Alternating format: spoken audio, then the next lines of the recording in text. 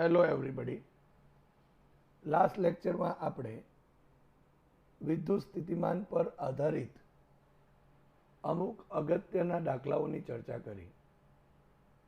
આજે પણ આપણે વિદ્યુત સ્થિતિમાન પર આધારિત દાખલાઓ તેમજ સમસ્થિતિમાન પૃષ્ઠ પર આધારિત દાખલાઓની ચર્ચા કરીશું. સાથે સાથે વિદ્યુત ડાયપોલને લીધે મળતા સ્થિતિમાન પર આધારિત દાખલાઓની પણ આજે આપણે ચર્ચા કરીશું. તો ચાલો આપણે આ વિદ્યુત સ્થિતિમાન જે છે એના પર આધારિત દાખલાઓની ચર્ચા કરીએ. સૌપ્રથમ આપણે સ્વાધ્યાયનો 2.2 દાખલાની ચર્ચા કરીશું.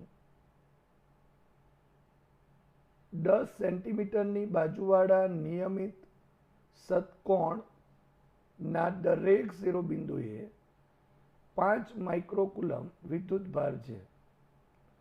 ષટકોણના કેન્દ્ર પર સ્થિતિમાન ગણો. એટલે અહીં આપણને એક નિયમિત ષટકોણ આપેલ છે અને આ ષટકોણની દરેક બાજુની જે લંબાઈ છે, આ જે બાજુ છે એ 10 સેન્ટીમીટર છે, એટલે કે 0.1 મીટરની છે.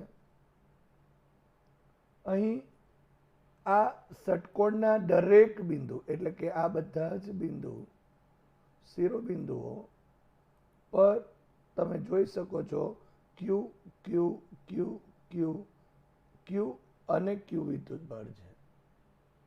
અહીં આ ષટકોણનું કેન્દ્ર O છે, તો આપણે અહીં O બિંદુ પાસે કેટલું સ્થિતિમાન છે તે શોધવાનું છે. તો સૌપ્રથમ આપણે અહીં આ દરેક શિરોબિંદુઓ જે છે એ દરેક શિરોબિંદુઓથી અહીં આ O સુધીનું અંતર શોધવું પડશે. ત્યારબાદ બિંદુવત વીજભારને લીધે ઉદ્ભવતા વિદ્યુત સ્થિતિમાનના સૂત્ર પરથી આપણે દરેક શિરોબિંદુઓ પરના વિદ્યુતભાર ક્યુને લીધે O પાસેનું સ્થિતિમાન શોધવું પડશે અને આ દરેક સ્થિતિમાનોનો જો આપણે સરવાળો કરીએ તો એ જે આપણને મળશે એ આ કેન્દ્ર O પાસેનું કુલ વિદ્યુત સ્થિતિમાન થશે. તમે અહીં જોઈ શકો છો કે આ નિયમિત ષટકોણ છે. માટે નિયમિત ષટકોણ હોવાથી અહીં આપણને 6 સમબાજુ ત્રિકોણો મળશે. આ રીતે એનો મતલબ કે કેન્દ્ર O પાસે અહીં 60 ડિગ્રી થયા. બીજી એક વાત કે આ 1 2 3 4 5 અને 6 સમબાજુ ત્રિકોણો હોવાથી આ દરેક ખૂણાઓ 60 ડિગ્રીના થશે અને એટલે અહીં જે બાજુ છે એ બાજુઓ પણ એક સરખી થશે. એટલે કે AB is equal to 0.1 metre છે, માટે AO બરાબર પણ 0.1 મીટર જ થશે અને BO બરાબર પણ 0.1 મીટર થશે. એ જ રીતે આ દરેક શિરોબિંદુઓ છે એ શિરોબિંદુઓથી આ કેન્દ્રનું અંતર એ 0.1 મીટર જેટલું થશે.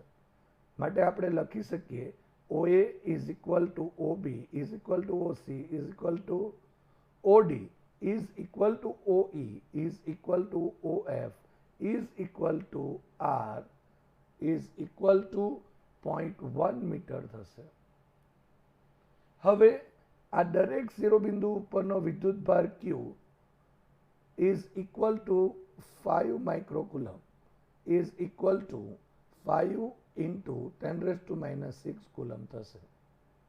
માટે ષટકોણના કેન્દ્ર O પાસે કુલ વિદ્યુત સ્થિતિમાન V ઇઝ ઇક્વલ ટુ, હવે આપણે જાણીએ છીએ કે કોઈ +Q વીજભારથી આટલા R જેટલા અંતરે આવેલા બિંદુ O પાસેનું સ્થિતિમાન કેટલું, તો KQ ડિવાઇડેડ બાય R જેટલું. અહીં 6 શિરોબિંદુઓ હોવાથી અહીં 6 ઇન્ટુ એટલે કે 6 વીજભારોને લીધે કેન્દ્ર O પાસેનું વિદ્યુત સ્થિતિમાન V is equal to 6 into KQ divided by R થશે. So V is equal to 6 into K ની કિંમત ઉમેરીએ 9 ઇન્ટુ 10⁹ ઇન્ટુ સ્મોલ q ની કિંમત મૂકતા 5 into 10⁻⁶ divided by R is equal to 0.1. So V is equal to, અહીં 10⁹ છે 10⁻⁶, so 10⁻³ થશે અને અહીં 6 ઇન્ટુ 9 ઇન્ટુ 5 divided by 0.1 લેતા 2700 મળશે. માટે V is equal to 2700 into 10⁻³ માટે V is equal to 2.7 into 10⁻⁶ volt હશે.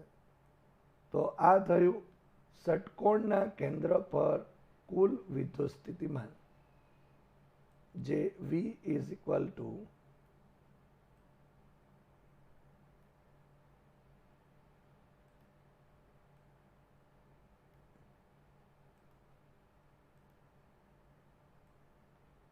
V is equal to 2.7 into 10⁻⁶ volt જેટલું થાય છે. હવે સ્વાધ્યાયના દાખલા નંબર 2.21 ની ચર્ચા કરીએ. બે વીજભારો -Q અને +Q અનુક્રમે 0, 0, -A અને 0, 0, A બિંદુઓએ રહેલા છે. ક્વેશ્ચન A, 0, 0, Z અને X, Y, 0 બિંદુઓએ વિદ્યુત સ્થિતિમાન કેટલું? ક્વેશ્ચન B,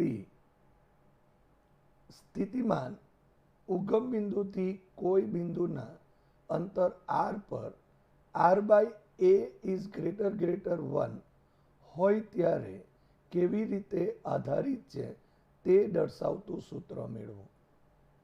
અને ક્વેશ્ચન C, એક નાના પરીક્ષણ વીજભારને X અક્ષ પર 5, 0, 0 બિંદુથી -7, 0, 0 બિંદુ સુધી લઈ જવામાં કેટલું કાર્ય થશે? જો પરીક્ષણ વીજભારનો માર્ગ તે જ બે બિંદુઓ વચ્ચે X અક્ષ પર ન હોય તો જવાબમાં ફેર પડે. તો આપેલ જે આ 3 ક્વેશ્ચન્સ છે એની વારાફરતી આપણે ચર્ચા કરીએ, પરંતુ દાખલામાં આપેલી માહિતી વિશે થોડી જાણકારી મેળવી દઈએ કે આપણે શું મેળવવાનું છે. અહીં સૌપ્રથમ આકૃતિ વિશે ચર્ચા કરીશું. તમે જોઈ શકો છો કે અહીં એક -Q અને +Q વીજભાર આપેલ છે અને આ બંને વીજભારો યામાક્ષોના X, Y અને Z યામાક્ષોના બિંદુઓ પર મૂકેલ છે. હવે આ જે -Q અને +Q છે એ બંને ડાયપોલની જેમ અહીં પરિમિત અંતરે હોવાથી બંનેના મૂલ્યો સરખા અને વિજાતીય અને પરિમિત અંતરે હોવાથી આ બનતું જે તંત્ર એ ડાયપોલનું તંત્ર થશે. અહીં માઇનસ ક્યુ વીજભારને 0 0 માઇનસ એ બિંદુ પાસે એટલે કે આટલે મૂકેલ છે. એટલે ઓ થી એ સુધીનું અંતર આટલે થયું. માટે આના યામ એ 0 0 માઇનસ એ થશે. એ જ રીતે પ્લસ ક્યુ ના યામ એ 0 0 એ થશે. કારણ કે અહીં ઉગમ બિંદુથી આ પ્લસ ક્યુનું અંતર પણ એ જેટલું જ છે. અહીં આપણને એક નાની ડાયપોલ આપેલ છે. હવે આપણે ક્વેશ્ચન એમાં 0 0 ઝેડ અને XY,0 બિંદુઓએ વિદ્યુત સ્થિતિમાન શોધવાનું છે. એટલે કે આપણે 0 0 ઝેડ ઇટ મીન્સ અહીં ઝેડ અક્ષ પર ધારો કે આ પી બિંદુ પાસે વિદ્યુત સ્થિતિમાન શોધવાનું છે કે જેના યામ 0 0 ઝેડ કહેવાશે. કારણ કે આના ઝેડ અક્ષ પર હોવાથી એક્સ અને વાય યામ 0 થશે. એ જ રીતે આપણને જો અહીં 0 0 માઇનસ ઝેડ આપેલું હોય તો આ જે પી બિંદુ છે તે આ તરફ અહીં હોઈ શકે. અને બીજું જે બિંદુ આપેલ છે એક્સ વાય અને 0 ઇટ મીન્સ કે XY સમતલમાં આપેલું બિંદુ છે. તો આ બે બિંદુ પાસે વિદ્યુત સ્થિતિમાન કેટલું છે એની આપણે ચર્ચા કરીએ. સૌપ્રથમ આપણે 0 0 ઝેડ પાસે વિદ્યુત સ્થિતિમાન કેટલું છે એની ચર્ચા કરીએ. તમે આકૃતિમાં જોઈ શકો છો કે પ્લસ ક્યુ થી ઉગમ બિંદુ વચ્ચેનું અંતર એ છે. ઉગમ બિંદુથી માઇનસ ક્યુ સુધીનું અંતર એ પણ એ છે. માટે આ પ્લસ ક્યુ અને માઇનસ ક્યુ વચ્ચેનું અંતર ટ્વાઇસ એ થાય છે. અહીં આ ડાયપોલ હોવાથી અહીં ડાયપોલ મોમેન્ટની દિશા એ ઋણ વીજભારથી ધન વીજભાર તરફની હશે. બીજી એક વાત કે બિંદુ પી અહીં 0 0 ઝેડ છે. એટલે કે ઉગમ બિંદુથી આ પી બિંદુ સુધીનું અંતર એ ઝેડ કહેવાશે. માટે આ બિંદુ પી છે એનું આ પ્લસ ક્યુથી અંતર એટલે આ ઝેડમાંથી આપણે એ બાદ કરવો પડશે. માટે એને આપણે R1 જો કહીએ તો R1 is equal to Z minus A થશે.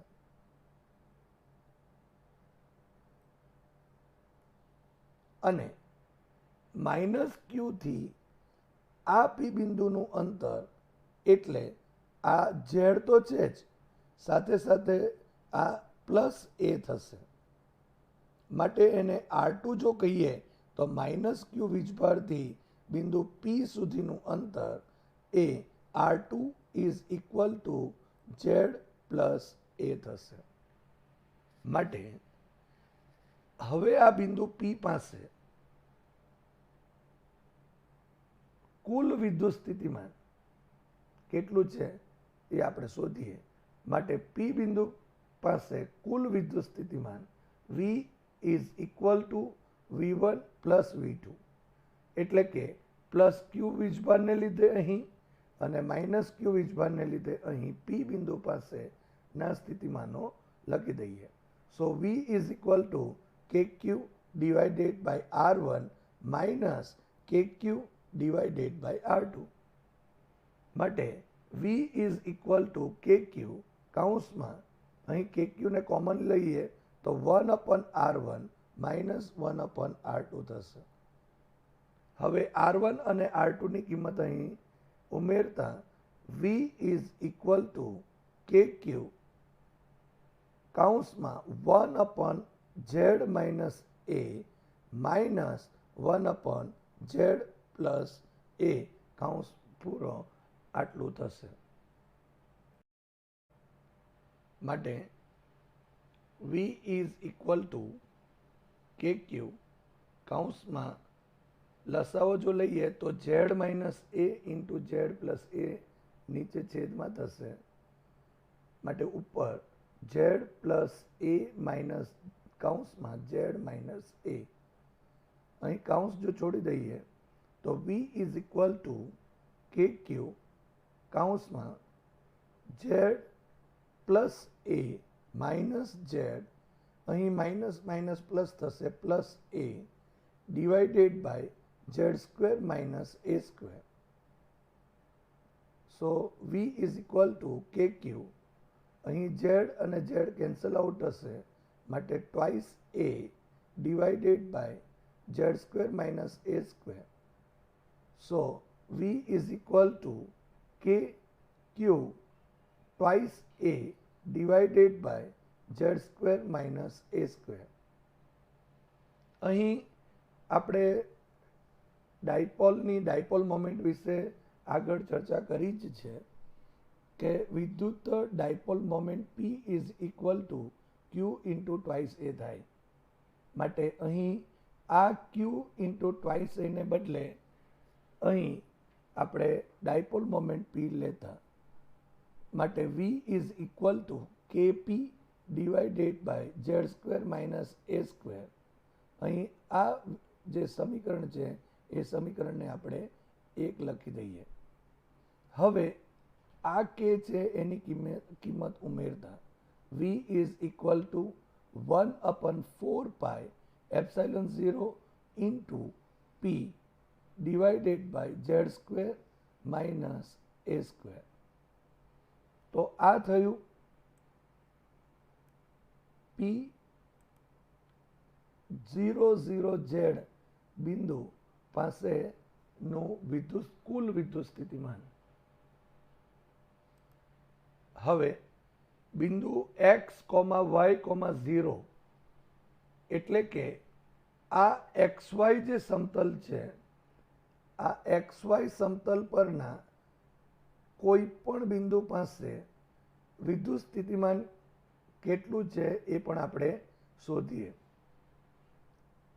તમે જોઈ શકો છો કે આ xy સમતલ જે છે એ સમતલમાં જો કોઈ પણ બિંદુ હશે, ધારો કે x, y, 0 હોય, તો એ હંમેશા આ ઝેડ અક્ષ છે એનો લંબ દ્વિભાજક પર જ હશે, એટલે કે એની વિષુવ રેખા પર હશે, લંબ દ્વિભાજક પર હશે. તેથી આ જે બિંદુ છે x, y, 0 એ આ માઇનસ ક્યુ વીજભાર અને પ્લસ ક્યુ વિદ્યુત ભારથી એક સમાન અંતરે હશે. ધારો કે કોઈ એક બિંદુ વિશે આપણે ચર્ચા કરીએ અને આ ધારો કે અહીં XY સમતલમાં કોઈ એક આ બિંદુ છે, તો આ જે બિંદુ છે કોઈ પણ બિંદુ હોઈ શકે. ધારો કે આપણે અહીં એક બિંદુ આ લઈ લીધું, તો અહીં ધન વીજભાર જે પ્લસ ક્યુ છે ત્યાંથી આ બિંદુનું અંતર અને આ માઇનસ ક્યુ વીજભારથી આ બિંદુનું અંતર એક સમાન હશે. ધારો કે આ જે અંતર છે એને આપણે R કહી દઈએ. તો આ જે બિંદુ x, y, 0 બિંદુ એટલે કે XY સમતલમાં છે એ બિંદુ પાસે વિદ્યુત સ્થિતિમાન એ આ ધન વીજભારને લીધે અને આ ઋણ વીજભારને લીધે શૂન્ય થશે, કારણ કે અહીં વીજભારના મૂલ્યો સરખા છે અને એક ધન છે અને એક ઋણ. આપણે આગળ જોયું તેમ જો ધન વીજભાર હશે તો એના લીધે મળતું વિદ્યુત સ્થિતિમાન ધન અને ઋણ વીજભાર હશે તો એના લીધે મળતું સ્થિતિમાન ઋણ મળશે. વીજભારના મૂલ્યો એ સરખા છે અને બેની વચ્ચેનું એટલે કે પ્લસ ક્યુથી આ બિંદુ અને માઇનસ ક્યુથી આ બિંદુનું અંતર એક સમાન છે અને તેથી અહીં બિંદુ x, y, 0 પાસે વિદ્યુત સ્થિતિમાન V is equal to KQ divided by R minus KQ divided by R માટે v ઇઝ ઇક્વલ ટુ 0 થશે. હવે ક્વેશ્ચન નંબર બી ની ચર્ચા કરીએ. ક્વેશ્ચન નંબર બીમાં એવું હતું કે જો સ્થિતિમાન ઉગમ બિંદુ પાસેથી કોઈ પણ બિંદુ પાસે હોય તો તે કેવી રીતે આધારિત હોય છે. તો આપણે ધારો કે પી બિંદુનું ઉગમ બિંદુ ઓ પરથી અંતર જો આર હોય તો અહીં આગળ જે આપણે થિયરી જોઈ તેમાં z is equal to R લઈ શકાય. માટે આ સમીકરણ નંબર 1 પરથી જો આપણે લખવું હોય તો એમ લખી શકાય v is equal to KP divided by Z square minus A square. હવે z ઇઝ ઇક્વલ ટુ જો આર લઈ લઈએ તો અહીં v is equal to KP divided by R square minus A square થશે. હવે એક કન્ડિશન માટે આપણને વાત કરવા કીધી છે, એટલે કે જ્યારે આર બાય એ ગ્રેટર 1 હોય તો ત્યારે સ્થિતિમાન શેના પર આધારિત હોય છે એવું આપણને ક્વેશ્ચનમાં છે. માટે R by A is greater જો 1 હોય એટલે કે આર ઇઝ ગ્રેટર એ હોય તો આર સ્ક્વેરની સરખામણીમાં આપણે એ સ્ક્વેરને અવગણી શકાય. એટલે કે અહીં આર એ કરતાં ઘણો જ મોટો છે એવું આપેલ છે. માટે v is equal to KP divided by R square થશે. માટે અહીં v is proportional to 1 upon R square લખાશે. માટે અહીં વિદ્યુત સ્થિતિમાન એ આરના વર્ગના વ્યસ્ત પ્રમાણમાં છે એમ કહી શકાય. ક્વેશ્ચન સી ની ચર્ચા કરીએ. એક નાના પરીક્ષણ વીજભારને એક્સ અક્ષ પર 5,00 બિંદુથી -700 બિંદુ સુધી લઈ જવામાં કેટલું કાર્ય થશે. એટલે અહીં કાર્ય માંગેલું છે. જો પરીક્ષણ વીજભારનો માર્ગ તે જ બે બિંદુઓ વચ્ચે એક્સ અક્ષ પર ન હોત તો જવાબમાં ફેર પડે. તો સૌપ્રથમ આપણે આ બે જે બિંદુઓ છે એ બે બિંદુઓ વચ્ચે પરીક્ષણ વીજભારને લઈ જવા માટે કરવું પડતું કાર્ય કેટલું થાય તે શોધીએ. તમે અહીં આકૃતિમાં જોઈ શકો છો કે સપોઝ અહીં કોઈ એક બિંદુ એટલે કે 5,00 છે તો અહીં પ્લસ ક્યુ વીજભારથી આ બિંદુનું અંતર અને માઇનસ ક્યુ વીજભારથી આ બિંદુનું અંતર એ એક સમાન છે. અહીં ધન વીજભાર છે, અહીં ઋણ વીજભાર, બંનેના મૂલ્યો સરખા છે. અંતર પણ આ બિંદુ પાસેના સરખા છે. માટે અહીં જે સ્થિતિમાન હશે એ સ્થિતિમાન એ શૂન્ય થશે. એટલે કે એ જ રીતે જો આપણે અહીં એટલે કે આ જ બિંદુ પાસે આ બે વીજભારને લીધે જે સ્થિતિમાન છે એ સ્થિતિમાનને જો આપણે V1 કહીએ તો એ V1 ઇઝ ઇક્વલ ટુ 0 થશે. એ જ રીતે બીજું બિંદુ -7,00 છે એ બિંદુ આ તરફ હશે, આ એક્સ અક્ષ પર જ હશે પણ આ તરફ હશે. ધારો કે કોઈ એક બિંદુ અહીં હોય, આટલે જો વિચારીએ તો અહીંથી પણ આ પ્લસ ક્યુના લીધે જે અંતર છે તે અને માઇનસ ક્યુના લીધે જે અંતર છે તે સરખા છે અને બંને સમાન મૂલ્યના વીજભારો છે અને એક પ્લસ અને એક માઇનસ હોવાથી આ બિંદુ પાસેનું પણ સ્થિતિમાન શૂન્ય થશે. તેને આપણે V2 કહીશું. એટલે કે આ બંને બિંદુઓ પાસે ના સ્થિતિમાનો અહીં શૂન્ય છે. હવે આપણે કોઈ એક નાના પરીક્ષણ વીજભારને આ 5,0,0 બિંદુ એટલે કે એક્સ અક્ષ પરના આ બિંદુ પાસેથી અહીં -7,0,0 બિંદુ પાસે લઈ જવા માટે કરવું પડતું કાર્ય શોધવું છે.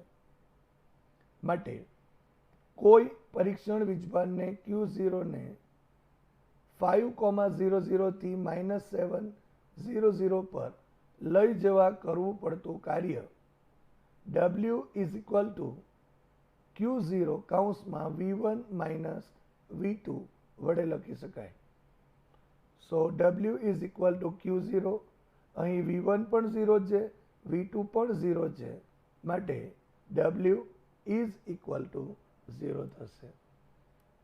તો આ ક્વેશ્ચન નંબર સી નો પહેલો ભાગ થયો કે કાર્ય કેટલું થશે, તો એ 0 થાય.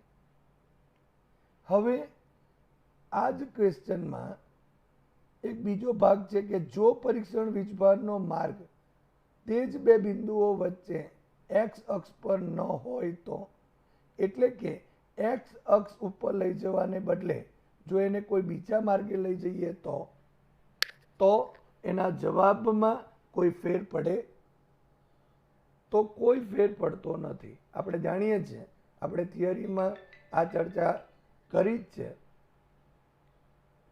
કે અહીં કોઈ પ્રકારનો ફેરફાર થશે નહીં, માટે આપણો આન્સર ના થશે. કારણ કે વિદ્યુત ક્ષેત્ર સંરક્ષિત છે અને તેથી એક બિંદુ પરથી બીજા બિંદુ પર વિદ્યુત ક્ષેત્રમાં કોઈ વીજભારને લઈ જતા થતું કાર્ય તેની ગતિના માર્ગ ઉપર આધારિત નથી અને તેથી આ કાર્ય અહીં કોઈ બીજા માર્ગે લઈ જઈએ તો પણ 0 થશે. હવે સ્વાધ્યાયના 2.3 દાખલાની ચર્ચા કરીએ. બે વીજભારો 2 માઇક્રોકુલમ અને -2 માઇક્રોકુલમ એકબીજાથી 6 સેન્ટીમીટર દૂર આવેલા બિંદુઓ એ અને બી પર મૂકેલા છે. ક્વેશ્ચન એ, તંત્રના કોઈ સમસ્થિતિમાન પૃષ્ઠની ઓળખ કરો. ક્વેશ્ચન બી, આ સપાટી પર દરેક બિંદુએ વિદ્યુત ક્ષેત્રની દિશા કઈ હશે? તો સૌપ્રથમ આપણે ક્વેશ્ચન એ ની ચર્ચા કરીએ. અહીં બે વીજભારો એક ધન અને એક ઋણ આપેલા છે અને બેની વચ્ચેનું અંતર 6 સેન્ટીમીટર છે. તમે અહીં આકૃતિમાં જોઈ શકો છો કે બિંદુ એ પાસે ધારો કે Q1 ઇઝ ઇક્વલ ટુ +2 માઇક્રોકુલમ વિદ્યુતભાર છે અને બિંદુ બી પાસે ધારો કે Q2 ઇઝ ઇક્વલ ટુ -2 માઇક્રોકુલમ વિદ્યુતભાર છે. હવે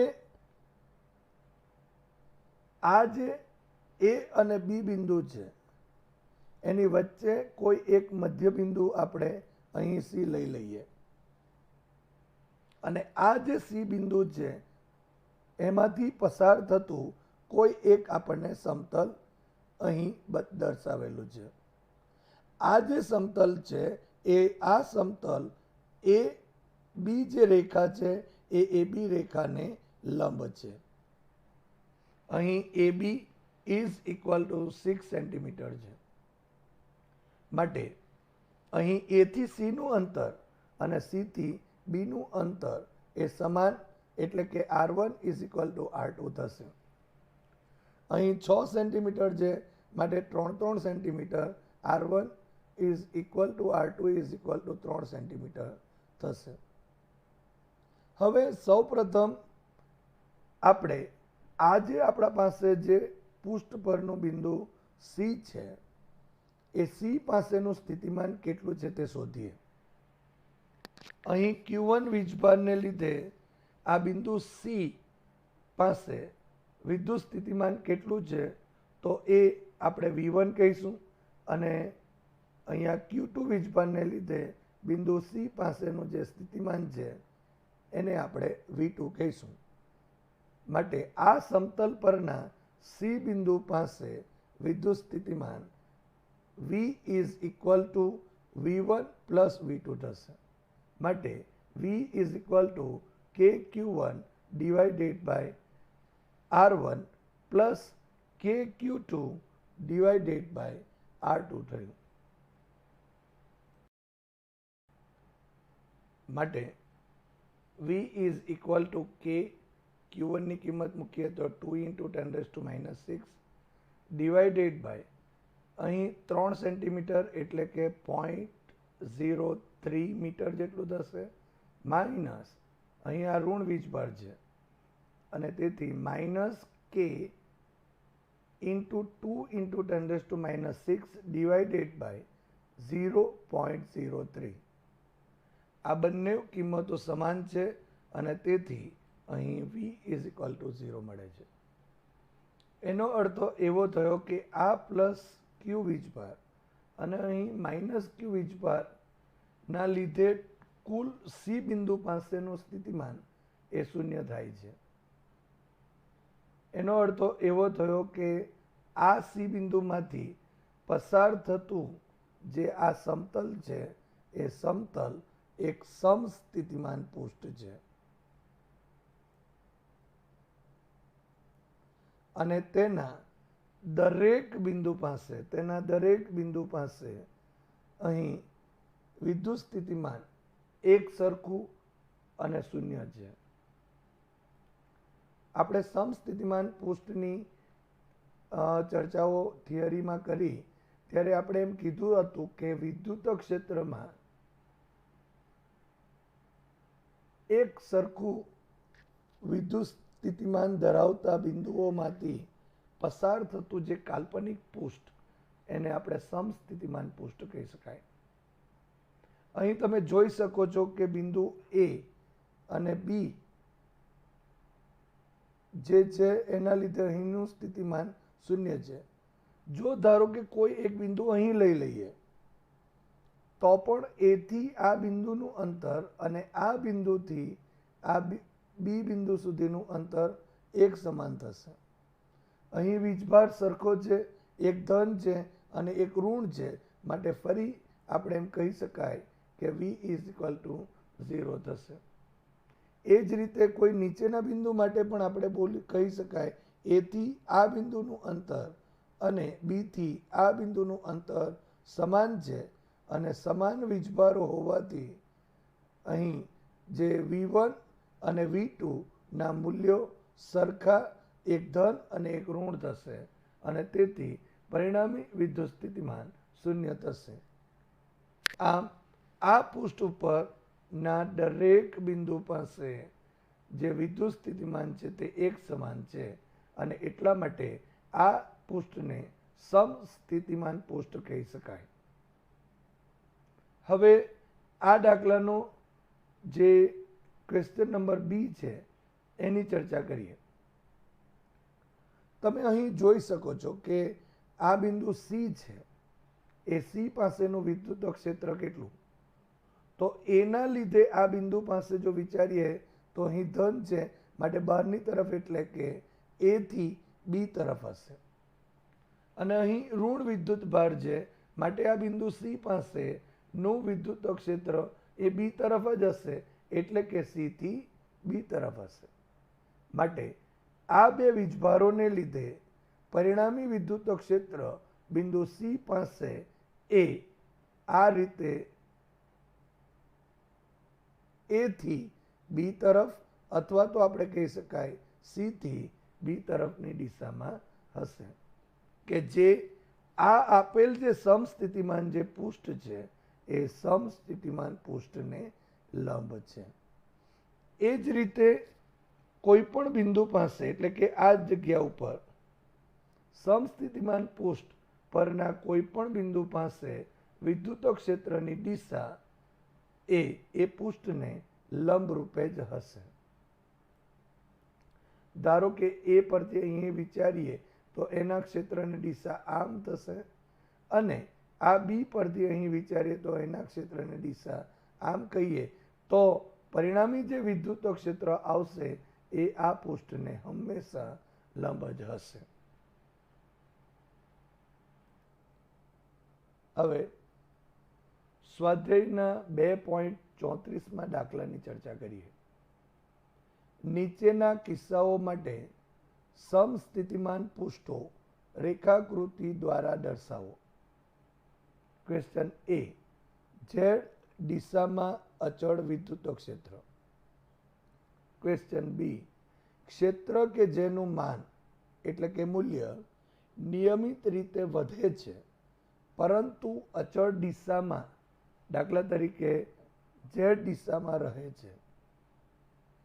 અને ક્વેશ્ચન સી, ઉગમ બિંદુએ એકલ ધન વિદ્યુત ભાર હોય તો, એટલે કે ધન બિંદુવત વીજભાર હોય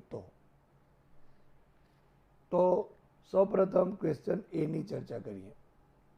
તમે અહીં એક આકૃતિ જોઈ રહ્યા છો. એ આકૃતિમાં અહીં કાર્ટેશિયન યામાક્સ પદ્ધતિ દર્શાવેલ છે.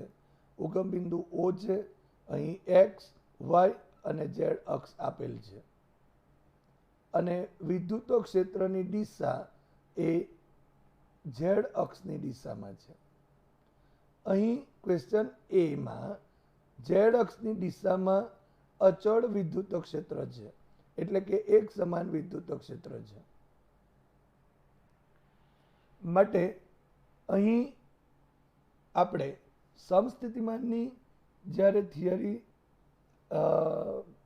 થિયરી જોઈ હતી ત્યારે આપણે એક વસ્તુ અહીં નોંધી હતી કે જો કોઈ સમસ્થિતિમાન પૃષ્ઠ હશે તો એ સમસ્થિતિમાન પૃષ્ઠને હંમેશા લંબ રૂપે વિદ્યુત ક્ષેત્ર હોય છે.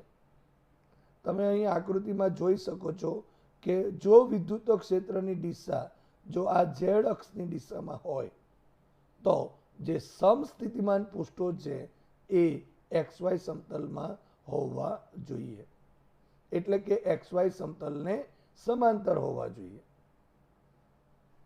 એટલે અહીં આકૃતિમાં જો આપણે અહીં દર્શાવ્યા મુજબ જો વિદ્યુત ક્ષેત્ર જો અચળ એક સરખું જો હોય તો અહીં દર્શાવેલા આ જે ત્રણ સમસ્થિતિમાન પૃષ્ઠો છે તે સમસ્થિતિમાન પૃષ્ઠો એક સમાન અંતરે હોવા જોઈએ.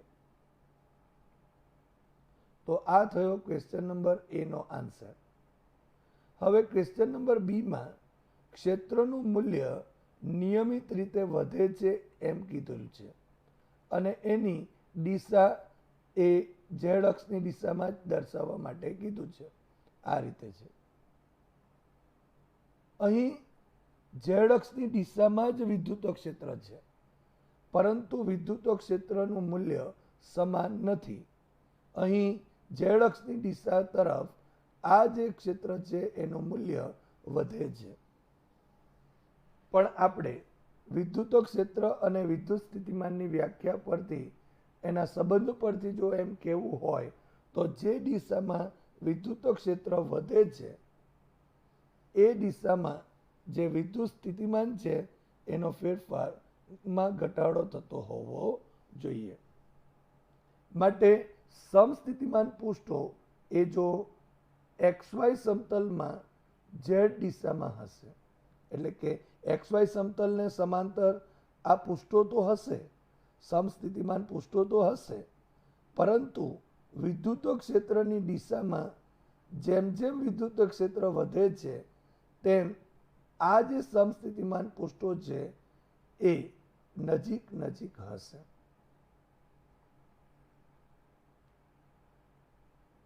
અને ક્વેશ્ચન નંબર સી કે ઉગમ બિંદુએ એકલ ધન વીજભાર હોય તો.